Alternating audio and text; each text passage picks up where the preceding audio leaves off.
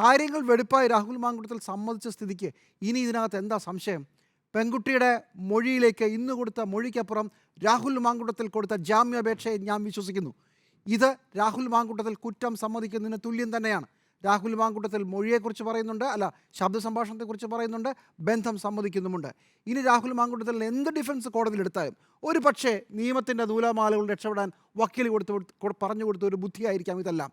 പക്ഷേ ജനങ്ങളുടെ കോടതിയുടെ മുമ്പിൽ രാഹുൽ മാങ്കുട്ടത്തിൽ കുറ്റവാളിയായി കഴിഞ്ഞു. കാരണം കഴിഞ്ഞ 1.5 മാസമായി ഞങ്ങൾ പുറകെ എണ്ണം ചോദിച്ചിട്ടും നിങ്ങൾ സമ്മതിക്കാത്തതായി നിങ്ങൾ സമ്മതിച്ചു.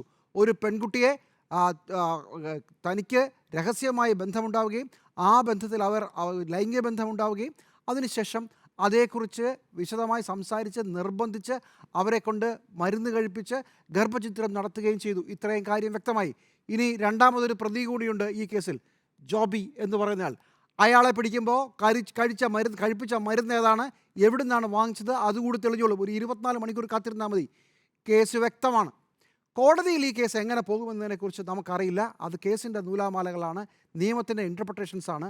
എങ്ങനെയാണ് ഗർഭചിത്രത്തെക്കുറിച്ച് അങ്ങോട്ടും ഇങ്ങോട്ടും തർക്കിക്കുന്ന കരയുന്ന ഒരു പെൺകുട്ടി പിന്നീട് അത് റേപ്പാണെന്ന് പറഞ്ഞ് പരാതി വരുന്നു. ഇതെങ്ങനെ ശരിയാവും എന്നൊക്കെ ആയിരിക്കും കോടതിയിൽ കൊണ്ടുപോകാൻ പോകുന്ന ബുദ്ധി. പക്ഷേ ഞാൻ കോടതിയിലേക്ക് പോകുന്നതിനെക്കുറിച്ചല്ല എൻ്റെ താല്പര്യവും എൻ്റെ കൺസേണും. രാഹുൽ മാങ്കുട്ടത്തിൽ ഇതുവരെ സമ്മതിക്കാതിരുന്നത് ഇപ്പോൾ സമ്മതിച്ചതോടുകൂടി ഇനി ജനങ്ങൾ തീരുമാനിക്കട്ടെ, ഈ MLA ചുമക്കണോ, ഈ രാഷ്ട്രീയ നേതാവിനെ, ഈ രാഷ്ട്രീയ പ്രവർത്തകനെ, ഈ രാഷ്ട്രീയ വിഴുപ്പിനെ ചുമക്കണോ വേണ്ടയോ എന്നുള്ളത്.